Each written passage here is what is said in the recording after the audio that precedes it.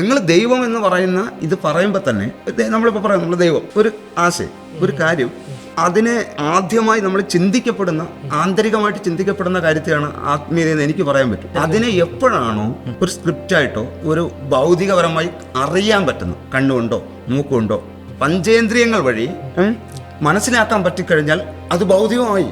നിങ്ങൾ ദൈവം എന്ന് പറയുന്ന ഇത് പറയുമ്പോൾ തന്നെ നമ്മളിപ്പോൾ പറയാം നമ്മൾ ദൈവം ആത്മീയത ഇതാണ് എന്ന് പറഞ്ഞു കഴിയുമ്പോൾ അത് ഭൗതികമായി. ഇത് പറയാൻ പോലും പറ്റാത്ത ആന്തരികമായിട്ട് കിടക്കുന്ന കാര്യമാണ് ആത്മീയത. പഞ്ചേന്ദ്രിയങ്ങൾ കൊണ്ട് മനസ്സിലാക്കുന്നതിന് മുമ്പുള്ള ഒരു വിഷയത്തെയാണ് ആത്മീയത എന്ന് പറയാൻ പറ്റും.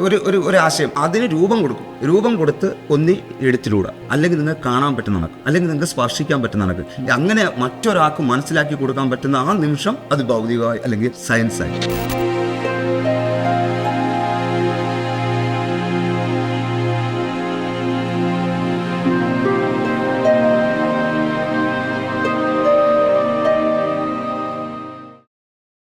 നമ്മളിപ്പോൾ ഇന്ന് സോഷ്യൽ മീഡിയ തുറന്നു കഴിഞ്ഞാൽ ഡാർക്ക് മാനിപ്പുലേഷൻ ടെക്നിക്സ് എന്നൊക്കെ പറഞ്ഞിട്ട് ഒരുപാട് കാര്യങ്ങൾ കാണാറുണ്ട്.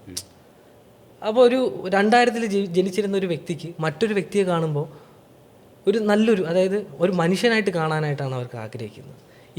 ഇന്നത്തെ ജനത, അതായത് ഇന്നത്തെ സമൂഹത്തിലെ ഒരു വിഭാഗം ആൾക്കാർ ഇതിനെ കാണുന്നത് എങ്ങനെയാണെന്ന് വെച്ച് കഴിഞ്ഞാൽ അവർ ഈ സോഷ്യൽ മീഡിയ ഒക്കെ നോക്കുമ്പോൾ ഡാർക്ക് മാനിപ്പുലേഷൻ ടെക്നിക്സൊക്കെ കിട്ടിയിട്ട് ഒരു മനുഷ്യൻ്റെ ചലനങ്ങളും അവൻ്റെ നോട്ടങ്ങളും അവൻ്റെ പ്രവൃത്തിയും അവൻ്റെ എല്ലാ കാര്യങ്ങളും മനുഷ്യൻ പഠിച്ചുകൊണ്ടിരിക്കുക.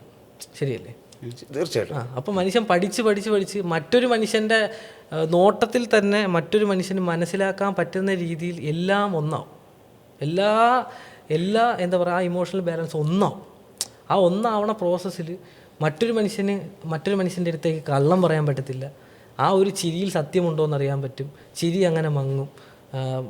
അതായത് നമുക്കൊരാൾക്ക് കൊടുക്കുന്ന വാക്കുകൾ അല്ലെങ്കിൽ ഇതേപോലുള്ള കാര്യങ്ങളെല്ലാം ഈ പറയുന്ന പോലെ മനുഷ്യൻ്റെ ഇടയിൽ നിന്ന് ഇല്ലാതാവും. അപ്പോൾ ഒരാൾക്ക് സത്യസന്ധമായി മറ്റൊരാളോട് തോന്നുന്ന ആ ഒരു ഇഷ്ടം അല്ലെങ്കിൽ പ്രണയം അല്ലെങ്കിൽ സ്നേഹം അതില്ലാതാവും. യാഥാർത്ഥ്യത്തിലേക്ക് പോകുന്ന വേണമെങ്കിൽ പറഞ്ഞൂടെ? അത് കറക്റ്റ് പോയിന്റാണ്. യാഥാർത്ഥ്യത്തിലേക്കാണ് നമ്മൾ പോകുന്നത്. നമ്മൾ റിയാലിറ്റിയിലോട്ടാണ് വരുന്നത്. എല്ലാവരും യാഥാർത്ഥ്യത്തിലേക്ക് വന്നു കഴിഞ്ഞാൽ പണം എന്നുള്ള ഒരു കോൺസെപ്റ്റിന് വിലയില്ലാതാവില്ലേ? അല്ല, ഞാൻ എല്ലാവരും, അതായത് ഫുള്ളി കണക്കൂട്ടി അങ്ങനെ പറഞ്ഞല്ല, പണമാണെന്ന് സംസാരിക്കുന്നത് പല കാര്യങ്ങളും.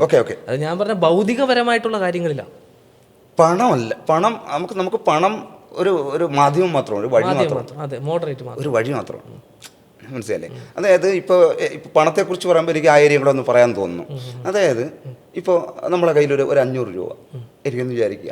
ഈ 500 രൂപ എടുത്തിട്ട് നമ്മൾ ആ 500 രൂപയിലേക്ക് നോക്കിയിട്ട് നീ വന്ന വഴി, ആ ഒരൊറ്റ നോട്ട് വന്ന വഴി ഒന്ന് ചോദിച്ചാൽ ആ നോട്ട് നമ്മളോട് ഒരുപാട് കാര്യങ്ങൾ പറയും. നമ്മൾ വെറും സിമ്പിളായിട്ട് പറയും, വലിയൊരു കഥ.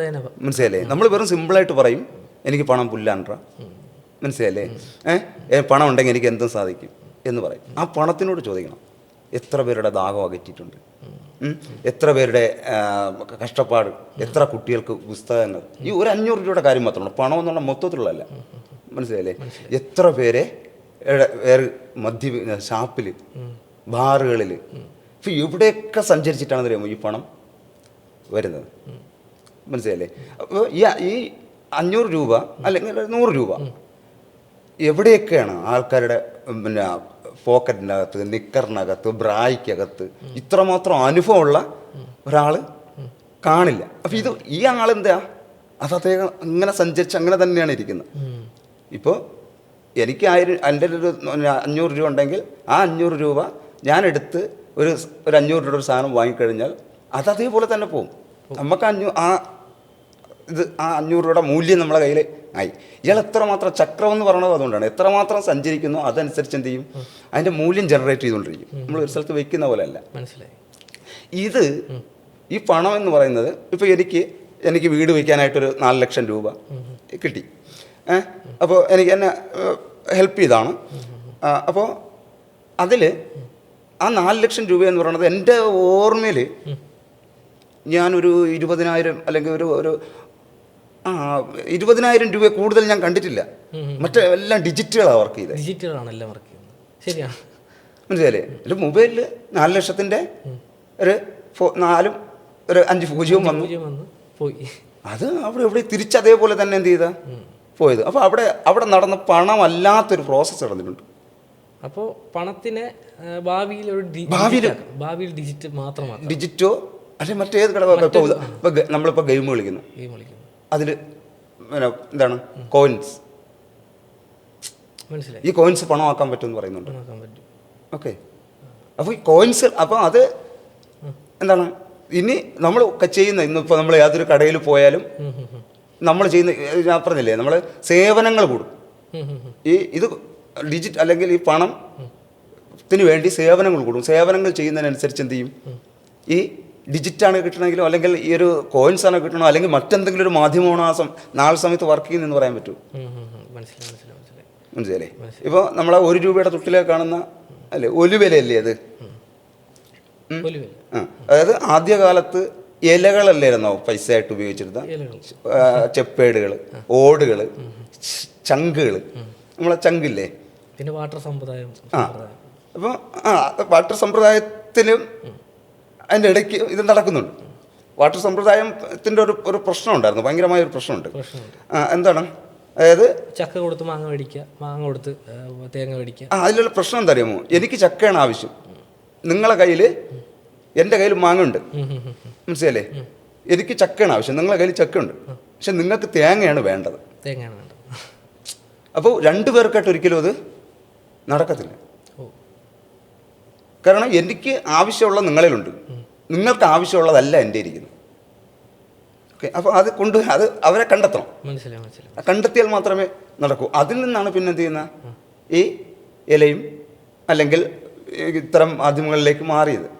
പക്ഷേ വാട്ടർ സമ്പ്രദായം ആയിരുന്നെങ്കിൽ മറ്റൊരു ഉപയോഗം ഉണ്ടായിരുന്നു. എല്ലാവരുടെ വീട്ടിലും എന്തെങ്കിലും ധാന്യങ്ങൾ കാണുമായിരുന്നു. ഇപ്പം ഇല്ല. അല്ല, അതിൽ വേറൊരു കാര്യം, ഇത്രയും സംസാരിച്ചത് നമ്മൾ സ്പിരിച്വലിൻ്റെ പാതയിൽ മാത്രം ചിന്തിച്ചാൽ മാത്രമല്ലേ നമുക്ക് ഈ ഒരു രീതിയിൽ തിങ്ക് ചെയ്യാൻ പറ്റുള്ളൂ. ഞാൻ നേരത്തെ അത് തുടക്കം വരെ പറഞ്ഞത് ഒരുപക്ഷെ അത് 2 അർത്ഥത്തിലോട്ട് പോയാന്ന് തോന്നുന്നു. അതായത് ഒരു ആശയം, ഒരു കാര്യം, അതിനെ ആദ്യമായി നമ്മൾ ചിന്തിക്കപ്പെടുന്ന, ആന്തരികമായിട്ട് ചിന്തിക്കപ്പെടുന്ന കാര്യത്തെയാണ് ആത്മീയതയെന്ന് എനിക്ക് പറയാൻ പറ്റും. അതിനെ എപ്പോഴാണോ ഒരു സ്ക്രിപ്റ്റായിട്ടോ അല്ലെങ്കിൽ ഒരു ഭൗതികപരമായി അറിയാൻ പറ്റുന്ന, കണ്ണുകൊണ്ടോ മൂക്കുകൊണ്ടോ, അതായത് പഞ്ചേന്ദ്രിയങ്ങൾ, നമ്മൾ ചോദിച്ച വളരെ പ്രധാനപ്പെട്ടൊരു കാര്യമാണ്. പഞ്ചേന്ദ്രിയങ്ങൾ വഴി മനസ്സിലാക്കാൻ പറ്റിക്കഴിഞ്ഞാൽ അത് ഭൗതികമായി. നിങ്ങൾ ദൈവം എന്ന് പറയുന്ന ഇത് പറയുമ്പോൾ തന്നെ നമ്മളിപ്പോൾ പറയും നമ്മൾ ദൈവം, ആത്മീയത ഇതാണ് എന്ന് പറഞ്ഞു കഴിയുമ്പോൾ അത് ഭൗതികമായി. ഇത് പറയാൻ പോലും പറ്റാത്ത ആന്തരികമായിട്ട് കിടക്കുന്ന കാര്യമാണ് ആത്മീയത. മനസ്സിലല്ലേ? പഞ്ചേന്ദ്രിയങ്ങൾ കൊണ്ട് മനസ്സിലാക്കുന്നതിന് മുമ്പുള്ള ഒരു വിഷയത്തെയാണ് ആത്മീയത എന്ന് പറയാൻ പറ്റും. മനസ്സിലല്ലേ? അതായത് എനിക്ക് ഒരു ആശയം, അതിന് രൂപം കൊടുക്കും, രൂപം കൊടുത്ത് ഒന്നി എഴുത്തിലൂടെ, അല്ലെങ്കിൽ നിങ്ങൾക്ക് കാണാൻ പറ്റുന്ന കണക്ക്, അല്ലെങ്കിൽ നിങ്ങൾക്ക് സ്പർശിക്കാൻ പറ്റുന്ന കണക്ക്, അങ്ങനെ മറ്റൊരാൾക്ക് മനസ്സിലാക്കി കൊടുക്കാൻ പറ്റുന്ന ആ നിമിഷം അത് ഭൗതികമായി അല്ലെങ്കിൽ സയൻസായി. ഓക്കെ, ഞാൻ ഇതാണ് ഉദ്ദേശിച്ചത്.